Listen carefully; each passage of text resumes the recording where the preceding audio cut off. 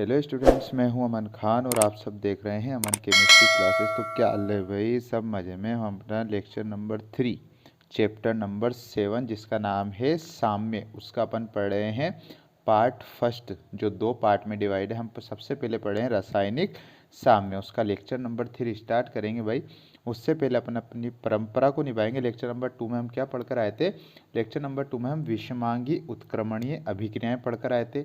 उसकी डेफिनेशन क्या देखी थी अपन ने? ऐसी अभिक्रियाएं जिनमें क्रियाकारक क्रियाफल जो होते हैं उनकी भौतिक अवस्थाएं एक जैसी एक समान नहीं होती है। ठीक भाई, हमने एग्जाम्पल में लिया था कैल्शियम कार्बोनेट हो गया था, जो कैल्शियम ऑक्साइड और CO2 गैस में टूट रहा था। जहां पर हमने देखा था जो कि कैल्शियम कार्बोनेट होता है, ठीक है सर, ये आपको सॉलिड स्टेट मतलब ठोस अवस्था में मिलता है। और जो इससे मिलने वाले प्रोडक्ट होते हैं, एक तो कैल्शियम ऑक्साइड और एक CO2। कैल्शियम ऑक्साइड भी सॉलिड में आपको मिलता है, जबकि CO2 आपको गैसियस स्टेट में मिलता है। तो हम ये कह सकते हैं कि इन तीनों की मतलब रिएक्टेंट की एंड प्रोडक्ट की जो भौतिक अवस्थाएं हैं वो एक जैसी नहीं होती है, इसलिए विषमांगी उत्क्रमणीय अभिक्रिया का उदाहरण होता है। उसके बाद हम आए थे उत्क्रमणीय अभिक्रियाओं पर, दूसरे नंबर की बड़ी वाली हेडिंग पर। अनुत्क्रमणीय अभिक्रियाएं क्या कहलाती है? ऐसी अभिक्रियाएं जो दोनों दिशाओं में संपन्न नहीं होती हैं, केवल एक ही दिशा में गमन करती हैं। वे अभिक्रियाएं जिनमें क्रियाकारक पदार्थ क्रियाफल पदार्थों में परिवर्तित हो सकते हैं, लेकिन उन्हीं परिस्थितियों में क्रियाफल पदार्थ क्रियाकारक पदार्थों में परिवर्तित नहीं होते हैं, अनुत्क्रमणीय अभिक्रिया कहलाती है। एक ही दिशा में संपन्न होती हैं, एले में लागू नहीं होता है, ली शातलिए का नियम लागू नहीं होता है, साम्य अवस्था लागू नहीं होती है, केसी और केपी के मान भी आप ज्ञात नहीं कर सकते हो। ठीक सर, ये अपन ने निम्न स्टार पॉइंट देखे थे, एग्जाम्पल देखे थे। पोटेशियम क्लोरेट को आप गर्म कर रहे थे, आपको पोटेशियम क्लोराइड और ऑक्सीजन गैस मिल रही थी। ठीक है सर, उनमें तीर के निशान पे आप जब नज़र डालोगे तो तीर का निशान मात्र एक ही डायरेक्शन में था, इसलिए वो केवल एक ही दिशा में संपन्न होने वाली रिएक्शन थी, इसलिए अपन उनको अनुत्क्रमणीय अभिक्रियाएं कहते थे। ये लिख रहे तीनों एग्जाम्पल आपके सामने सर। ठीक है, अब अपन चलते हैं अपने लेक्चर नंबर 3 की ओर। नया हेडिंग आएगा सर, नया हेडिंग डाल लीजिए, रासायनिक साम्य।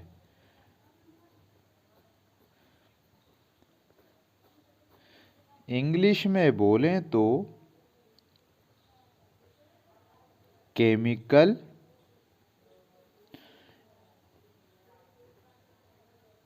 इक्विलिब्रियम, शॉर्ट में लिख देता हूं भाई।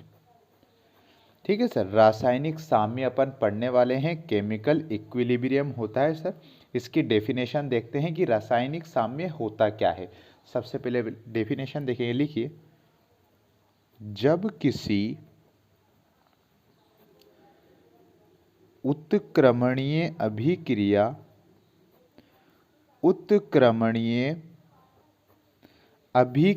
में अग्र अभिक्रिया, ये तो याद है ना भाई आपको कि अग्र अभिक्रिया किसे कहते हैं? ये जो अभिक्रिया लिखी है मैंने, मानो या फिर यहाँ पर लिख रही है, यही वाली बताएंगे। अगर रिएक्टेंट से प्रोडक्ट बन रहा है तो उसे आगे की दिशा में जो रिएक्शन होती है उसे अग्र कहते हैं, और क्रियाफल से दोबारा जो आपका क्रिया कारक बनता है पीछे की डायरेक्शन में तो उसे प्रतीप अभिक्रिया कहते हैं। लेक्चर नंबर 1 में हम अच्छी तरीके से पढ़कर आ चुके हैं। जब किसी उत्क्रमणीय अभिक्रिया में अग्र अभिक्रिया एवं प्रतीप अभिक्रिया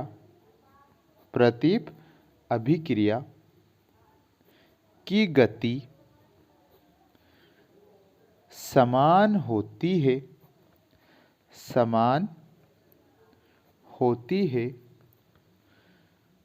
तो इस स्थिति में जो साम्य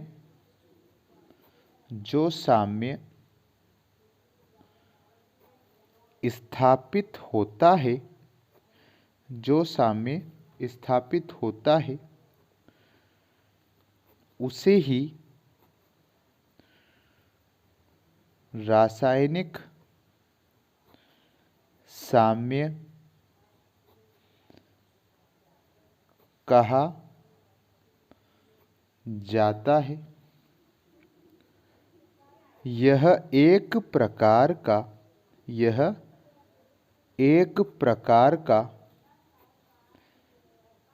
गतिक साम्य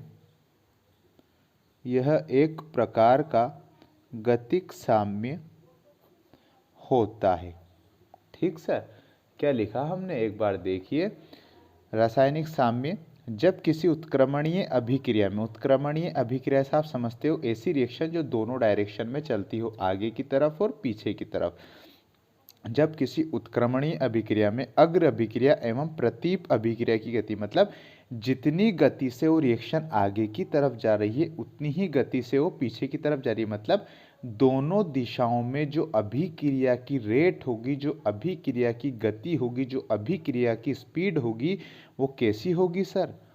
समान होती है। मतलब जितने सेकंड में वो अभिक्रिया आगे की तरफ गई है उतने ही सेकंड में अभिक्रिया पीछे की तरफ आएगी, तो उनकी गति समान होती है। तो इस स्थिति में जो साम्य स्थापित होता है, मतलब जो साम्य स्थापित होगा उसे ही रासायनिक साम्य कहते हैं। अंडरलाइन। ठीक है सर। और इसी को अपन यह एक प्रकार का क्या होता है? गतिक साम्य होता है, क्योंकि गति के कारण स्थापित होने वाला साम्य है, इसीलिए इसको एक प्रकार का क्या बोलते हैं? गतिक साम्य कहते हैं। लिखिए, अतः साम्यावस्था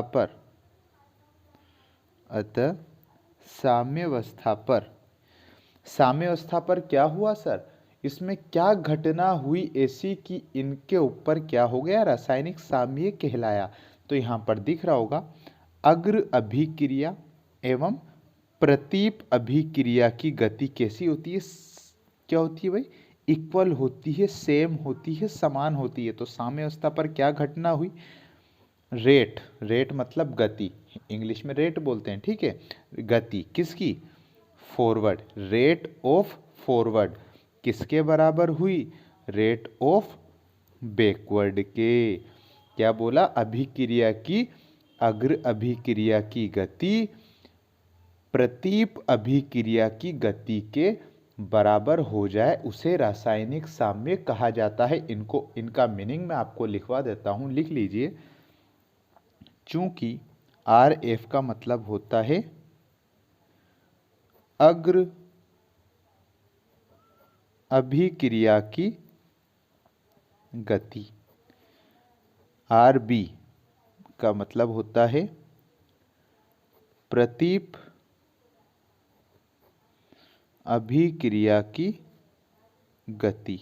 बोले तो रेट ऑफ फॉरवर्ड मतलब आगे की तरफ, और रेट ऑफ बैकवर्ड मतलब पीछे की तरफ। ठीक है सर। तो अग्र अभिक्रिया की गति और प्रतीप अभिक्रिया की गति जब बराबर हो जाती है तो रासायनिक साम्य कहलाता है सर। ठीक है, यहाँ तक कोई दिक्कत नहीं है। ये छोटी सी डेफिनेशन थी भाई, बाकी इसका महत्व बहुत ज़्यादा है। अब अपन जो मैंने नियम के ऊपर आपसे बात की थी कि वो नियम आएगा जिस पर पूरा चैप्टर आधारित है, तो उस नियम की तरफ चलेंगे भाई अपन। हेडिंग डाल लो बड़े बड़े अक्षरों में, द्रव्य अनुपाती क्रिया का नियम। इसे इंग्लिश में बोलते हैं law of mass action. Short form अपन ने बताई थी इसकी LMA। ठीक है सर। द्रव्य अनुपाती क्रिया का नियम लॉ ऑफ मास एक्शन होता है, शॉर्ट फॉर्म LMA होती है, या फिर ये दूसरे नाम से भी आपको एग्जामिनर दे सकता है। तो इसी हेडिंग का, इसी नियम का दूसरा नाम होता है जो कि इनके वैज्ञानिकों के नाम के आधार पर रखा गया था। वो नाम है गुलबर्ग एवं वागे का नियम, गुलबर्ग एवं वागे का नियम। या तो एग्जामिनर आपको द्रव्य अनुपाती क्रिया का नियम से पूछेगा या फिर गुलबर्ग एवं वागे के नियम के द्वारा पूछेगा। ठीक है सर, दोनों का मतलब एक है, ये वैज्ञानिकों के नाम पर है, ये केवल इनका ओरिजिनल नाम पे। ठीक सर, ठीक सर। तो द्रव्य अनुपाती क्रिया का नियम अपन लिखेंगे, इसको अच्छी तरह समझेंगे भाई। ये 5 स्टार टॉपिक है। ठीक है सर, मैंने पेज पलट लिया, इसलिए आप जहाँ हेडिंग लगाई थी उस पर 5 स्टार लगा देना भाई, वेरी मोस्ट इम्पोर्टेंट बोले तो। ठीक है सर, तो हम इसके नियम को लिखते हैं। सबसे पहले नियम लिखेंगे, उसके बाद आपको पूरा समझाया जाएगा। लिखिए सर, इस नियम के अनुसार, इस नियम के अनुसार निश्चित ताप पर प्रत्येक समांगी रासायनिक अभिक्रिया की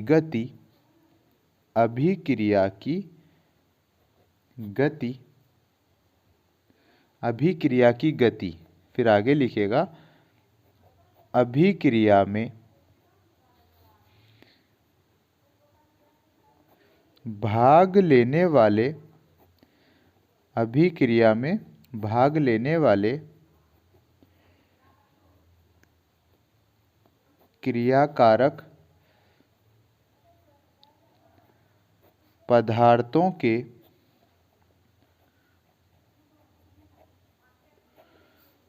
सक्रिय द्रव्यमान,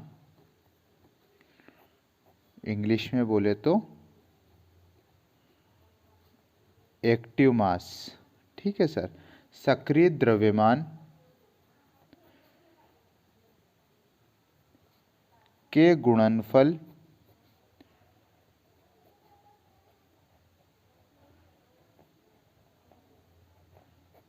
के समानुपाती होता है। बड़े ध्यान से समझना भाई, ये नियम ही बड़ा इंपॉर्टेंट है। इसको अपन एक रिएक्शन पर लागू करेंगे, आधारित करेंगे उसको। सबसे पहले आप नियम को देखिए। अपन ने हेडिंग डाली द्रव्य अनुपाती क्रिया का नियम या गुलबर्ग एवं वागे का नियम। तो देखिए भाई, इस नियम के अनुसार निश्चित ताप पर, मतलब जो टेम्परेचर होगा वो बिल्कुल कांस्टेंट होगा, निश्चित ताप पर प्रत्येक समांगी रासायनिक अभिक्रिया, मतलब जो भी रासायनिक अभिक्रिया होगी उसकी गति, अंडरलाइन करते रहना भाई, रासायनिक अभिक्रिया की गति अभिक्रिया में भाग लेने वाले क्रियाकारक पदार्थों के सक्रिय द्रव्यमान के गुणनफल के समानुपाती होता है। जो अभिक्रिया आपको मिलेगी उसकी जो गति होगी, उसकी जो रेट होगी, उसकी जो स्पीड होगी, वो अभिक्रिया में जो भाग लेते हैं क्रियाकारक पदार्थ, उनके सक्रिय द्रव्यमान, गौर करने वाली बात है, उनकी किन पदार्थों के, क्रियाकारक पदार्थों के सक्रिय द्रव्यमान एक्टिव मास के गुणनफल के समानुपाती होता है। ठीक है सर, इस नियम के अनुसार निश्चित ताप पर प्रत्येक समांगी रासायनिक अभिक्रिया की गति जो होती है वो अभिक्रिया में भाग लेने वाले क्रियाकारक पदार्थों के सक्रिय द्रव्यमानों के गुणनफल के समानुपाती होता है। ठीक है सर, ये तो नियम है, इसको अपन कैसे लागू करते हैं, कैसे समझेंगे, वो अपन देखते हैं। इसके नीचे लिखिए, माना कि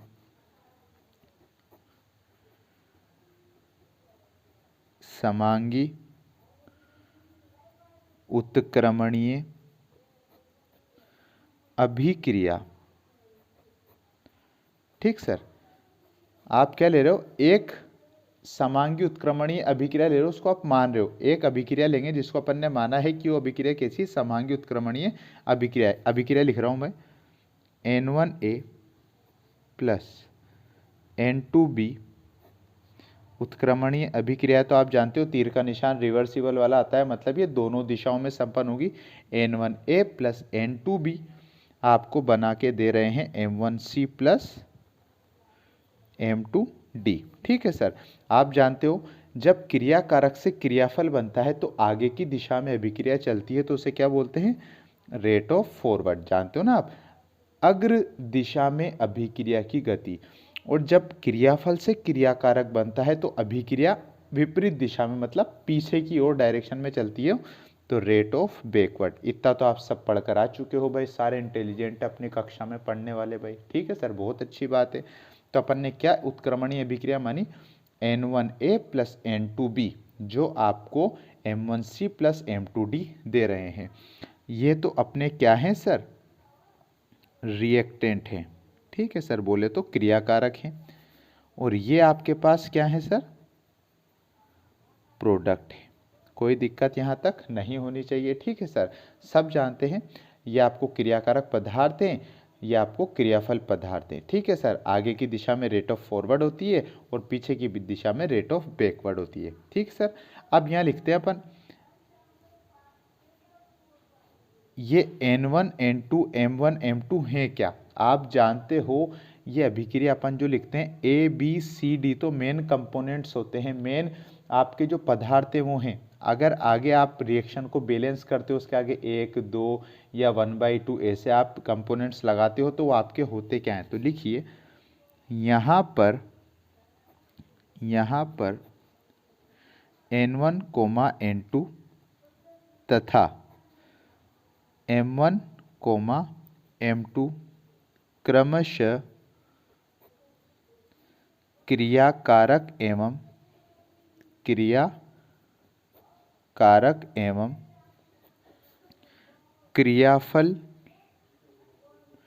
क्रियाफल पदार्थों के मोलों की संख्या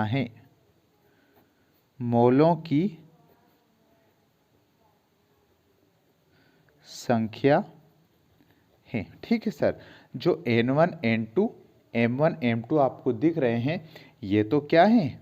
ये A B और ये C और ये D क्या है? ये तो क्रियाकारक पदार्थ हैं और ये क्रियाफल पदार्थ हैं। लेकिन आगे जो N1 N2 M1 M2 जो लिख रहा है ना सर, ये क्या होते हैं? ये मोल्स होते हैं। यहाँ पर N1 N2 तथा M1 M2 क्रमशः क्रियाकारक पदार्थों एवं क्रियाफल पदार्थों के मोलों की संख्या है। इन मोलों को अपन क्या बोलते हैं अपनी लैंग्वेज में भाई? क्या बोलते हैं? बच्चा बच्ची, ये कहलाते हैं अपनी लैंग्वेज में। अमन केमिस्ट्री की लैंग्वेज में कहलाते हैं बच्चा बच्ची। क्या होते हैं भाई? बच्चा बच्ची। अब किसी के मन में डाउट आ जाए, सर ये बच्चा बच्ची क्यों रखा आपने? तो बेटा अभी आगे क्लियर कर दूंगा कि बच्चा बच्ची मैंने इनका नाम क्यों रखा। ठीक है सर, ठीक है, यहाँ तक क्लियर है भाई अपना, बड़ी अच्छी बात है। अब इस रिएक्शन पे, ये जो रिएक्शन लिखी है अपन, इस पर क्या लागू करेंगे? LMA का नियम लागू करेंगे। तो हम यहाँ लिखेंगे LMA से। ठीक है सर, अब जो अपन ने उत्क्रमणीय अभिक्रिया लिखी है इस पर अपन LMA लागू कर देंगे भाई। LMA सबसे पहले LMA नियम क्या कहलाता है, क्या कहता है अपन से? निश्चित ताप पर प्रत्येक समांगी रासायनिक अभिक्रिया जो उसकी जो गति होती है ना सर, ठीक है सर, निश्चित ताप पर प्रत्येक समांगी उत्क्रमणीय अभिक्रिया की जो गति होती है वो अभिक्रिया में भाग लेने वाले क्रियाकारक पदार्थों के सक्रिय द्रव्यमान के गुणनफल के समानुपाती होती है।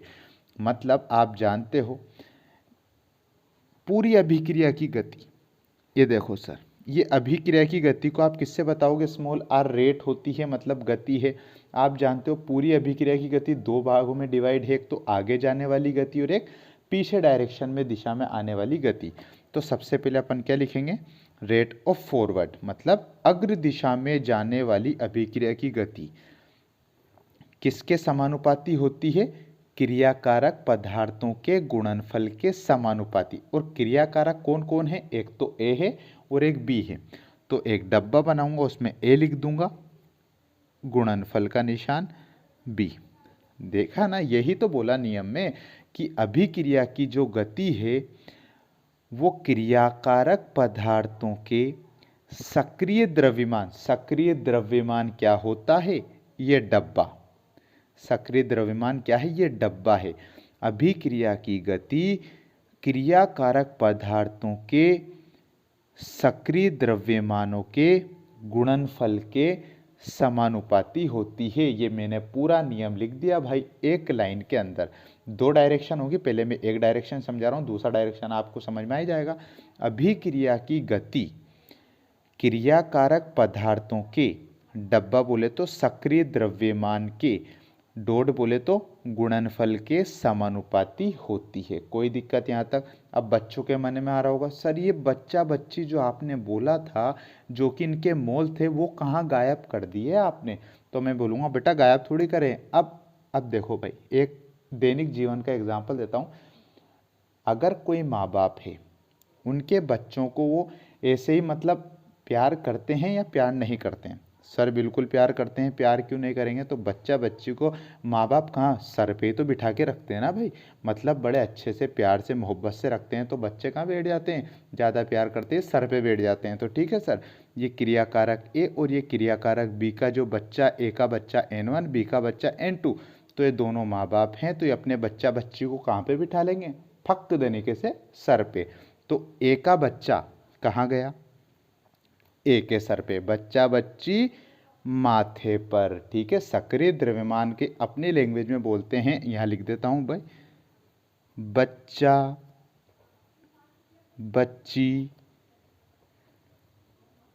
माथे पर। ये छोटी छोटी सी बातें हैं अपनी लैंग्वेज में जो आपको बड़ा ही हेल्प करके जाएगी सर। ठीक है, तो ए का बच्चा कहाँ गया? N1 माथे पर। बी का बच्चा क्या है? N2, इसको भी कहाँ भेज दिया? माथे पर। तो ये आपका पूरा नियम लागू हो जाता है रेट ऑफ फॉरवर्ड की ओर।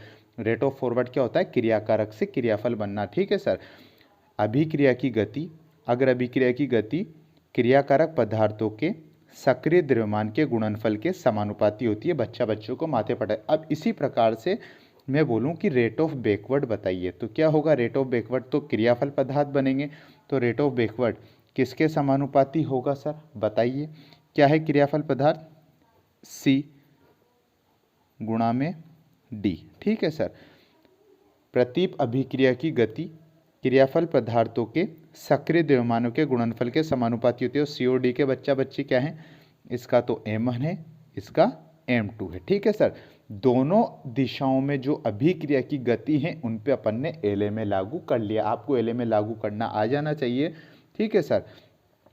अब हम क्या करेंगे? आपने देखा होगा जब भी समानुपाती का निशान आता है, समानुपाती के निशान को हटाने के लिए अपन एक नियतांक लगा देते हैं। तो देखिए भाई, रेट ऑफ फॉरवर्ड, इसको हटा के मैंने बराबर का निशान लगाया। ये समानुपाती हटते क्या आ जाता है? एक नियतांक आ जाता है, जिसे अपन ने मान लिया K1। ठीक है सर। बाकी वैसा का वैसा N1 B N2, इसको हटा दो। रेट ऑफ बैकवर्ड बराबर, समानुपाती का हटाया तो बराबर आ गया, इसकी जगह अपन क्या लिख लेंगे? K2। C, इसके ऊपर बच्चा M1, D, इसके ऊपर इसका बच्चा M2। ठीक है सर। ये हमने पूरा यहाँ तक लिख दिया। समानुपाती नियतांक भी लगा दिया, क्योंकि समानुपाती का निशान अपन को हटाना पड़ता है। अब यहाँ पर K1 K2 क्या कर रहे हैं सर? ये है क्या? तो लिख लो भाई, यहाँ K1 तथा K2 क्रमशः अग्र अभिक्रिया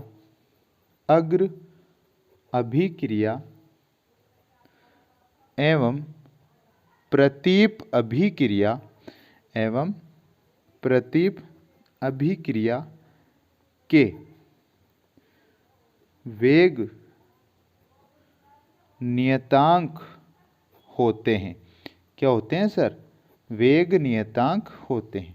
ठीक है सर। अपन ने समानुपाती का निशान हटाया तो वेग के अंदर क्या लगा दिया? एक नियतांक लगा दिया।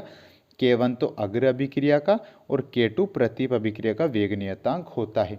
ये आपका होता है पूरा गुलबर्ग एवं वागे का नियम, या बोलें तो द्रव्य अनुपाती क्रिया का नियम आपका ये कहलाता है। समझ में आ गया होगा भाई, बड़ी अच्छी लैंग्वेज में समझाया। बच्चा बच्ची भी बिठा दिया अपन ने माथे पर, बच्चा बच्चियों का नामकरण भी कर दिया भाई अपन ने। इसमें रेट ऑफ रिएक्शन वगैरह सब मैंने बता ही दिया आपको।